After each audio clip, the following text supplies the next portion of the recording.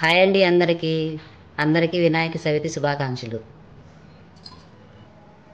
ఈరోజు రెసిపీ వచ్చేసి వినాయక చవితి సందర్భంగా వినాయకుడికి ఎంతో ఇష్టమైన పాల తాలికలు చేస్తున్నానండి నేను. దానికి కావలసినవి 1 కప్పు బియ్యం పిండి, 1 కప్పు బెల్లం, 1 అరకప్పు సగ్గుబియ్యం, 100 గ్రాములు జీడిపప్పు, కొంచెం యాలక్కాయలు, కొద్దిగా కిస్మిస్, 1 లీటర్న్నర పాలు.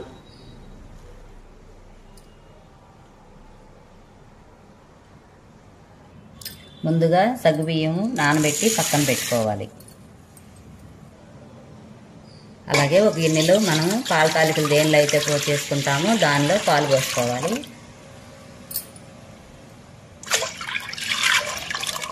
పాల తాలికలు పాలు ఎక్కువగా ఉండాలండి. నేనైతే 1 లీటర్న్నర వరకు తీసుకున్నాను. కొంచెం వాటర్ పోసుకుందాం. దానిలో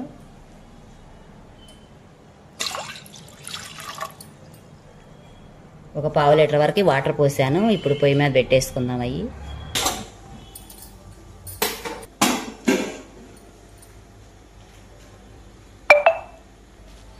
పాలు మూత పెట్టేసి పొయ్యి మీద పెట్టేసి మరగనిద్దామండి. పాలు కొంచెం వేడైనాయండి. వేడైన తర్వాత పాలన్నీ ఒకసారి కలిపేసుకునేలా మనం 1 గ్లాస్ పాలు వరకు పక్కకు తీసుకుందాం పిండి కలుపుకోవటానికి.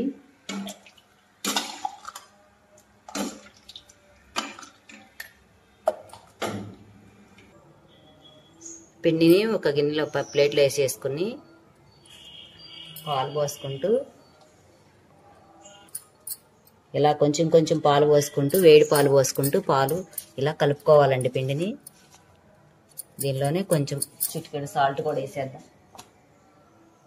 చిటికెడు సాల్ట్ కూడా వేసేస్తున్నాను. కొంచెం కొంచెం పాలు పోసుకుంటూ పిండిని ఈ విధంగా కలుపుకోవాలి. ఈ పిండి తడిపిండి అయినా చేసుకోవచ్చు, పొడిపిండి అయినా చేసుకోవచ్చు అండి. నేనైతే పొడిపిండితో చేస్తాను. ఎప్పుడు చేసినా కానీ చాలా బాగుంటాయి.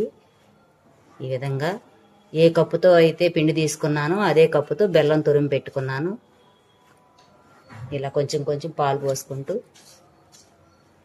పిండిని ఈ విధంగా ముద్దలాగా కలిపేసుకోవాలండి. చూశారు కదా, ఇలా మెత్తగా కాకుండా గట్టి కాకుండా పిండిని పాలతోనే ఈ విధంగా కలిపేసుకుని ఇప్పుడు మనం పక్కన పెట్టేసుకుందాం.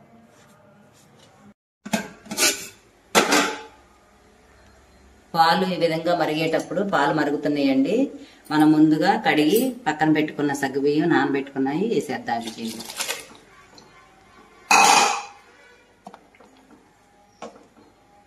ఒకసారి మొత్తం కలిపేసుకుని సగ్గుబియ్యం వేసేసుకుని మొత్తం ఒకసారి కలుపుకుని మూత పెట్టేసేద్దాం.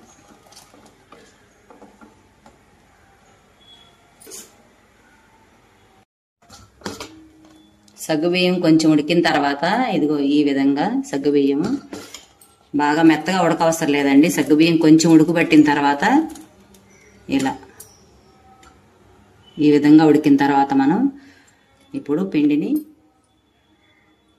గిద్దల్లో పెట్టేసి నొక్కేసేద్దాం. చూసారు కదండి, పాల తాలికల గిద్దలండి ఇవి. ఇలా మనం ముద్దలా చేసేసుకుని గిద్దలా పెట్టేసుకుని ఇలా చక్రాల్లాగా ఇలా నొక్కేసేద్దాం. చూసారు కదా, ఇలా పాల తాలికలు చాలా పొడవుగా వస్తాయండి. ఇలా ఈ నేను పాల తాలికల గిద్దలండి కొనేసి పెట్టుకున్నాను ముందుగా.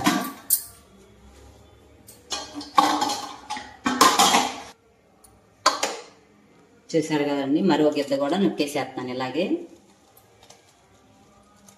నేను తీసుకున్న పిండికి 3 గిద్దలు 4 గిద్దల వరకు అయ్యిద్దండి. అలాగే నొక్కేసేసుకుందాం మొత్తం.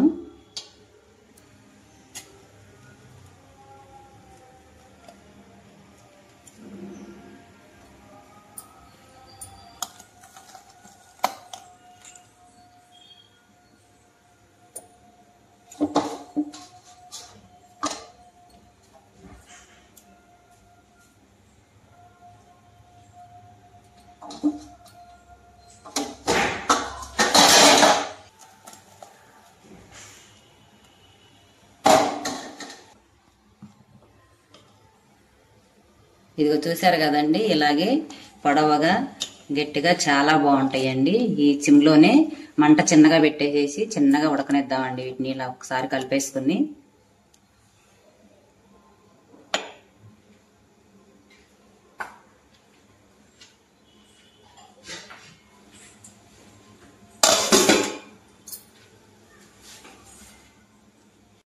ఈలోపు మరొక స్టవ్ మీద మరొక గిన్నె పెట్టేసుకుని మనం కప్పు బెల్లం తురిమి పెట్టుకున్నాం కదా, ఇప్పుడు ఇది పాకం చేసుకుందామండి. పాకం వచ్చిందాక మనం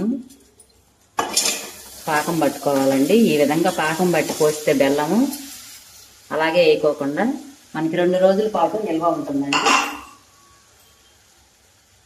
టీ గ్లాసు వాటర్ పోసేద్దాం దీనిలో. ఇప్పుడు అది పాకం రానిద్దామండి. ఇలా చేసుకుంటే మనకి 2 రోజుల పాటు నిల్వ ఉంటుందండి. చాలా బాగుంటుంది. పాకం ఈ విధంగా వచ్చిన తర్వాత, పాకం రావసరం లేదండి, బెల్లం కరిగిన తర్వాత కొంచెం వేడైన తర్వాత మనం ఇప్పుడు ఈ విధంగా వచ్చిన తర్వాత ఇప్పుడు స్టవ్ ఆపేసేద్దాం. ఇది ఇలా ఉన్నప్పుడు ఇది చూడండి, దీన్ని కూడా ఒక్కసారి ఇలాగే కలిపేసుకుని, ఇవి కూడా ఉడికిపోయినాయండి. మొత్తం ఇలా ఉడికిపోయినాయండి. మనకి చూసారు కదా, ఇదిగా పట్టుకుంటే ఇలా గట్టిగా ఉన్నప్పుడు ఉడికిపోయినట్టు అండి. సగ్గుబియ్యం పిండి మొత్తం ఉడికిపోయింది. ఇప్పుడు జల్లెడలో మనం ఇలా బెల్లాన్ని వడపోసేసుకుని దీనిలో పోసేద్దామండి.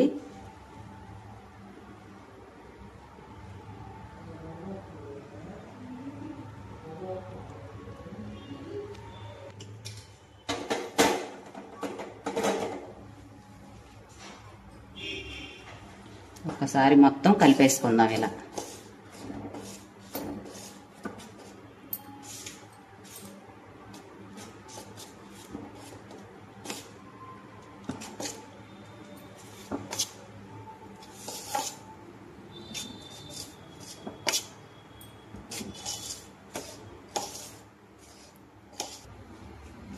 ఇప్పుడు స్టవ్ మీద పెనం పెట్టి 2 స్పూన్ల వరకు నెయ్యి వేసుకుని, 2 స్పూన్లు వేసానండి నెయ్యి. ఇప్పుడు దానిలో మనం జీడిపప్పు కిస్మిస్ వేపుకుందాము. చూసారు కదా, జీడిపప్పు కిస్మిస్ ఎక్కువే ఉండాలండి, బాగా టేస్ట్ బాగుంటుంది.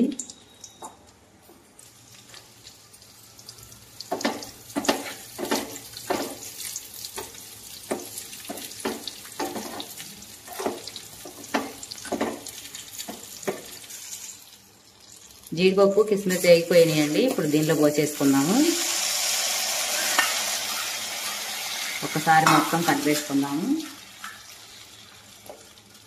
అలాగే యాలకుల పొడి కూడా వేసేద్దాము. ఇదిగో చూసారు కదా, యాలకుల పొడి ఒక 10 యాలక్కాయల వరకు నలగొట్టి పెట్టాను.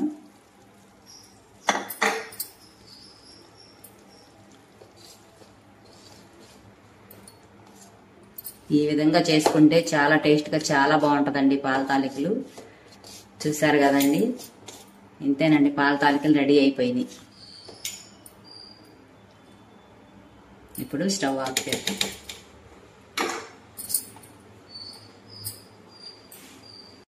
ఇంతేనండి, ఎంతో రుచికరమైన పాల తాలికలు రెడీ అయిపోయింది.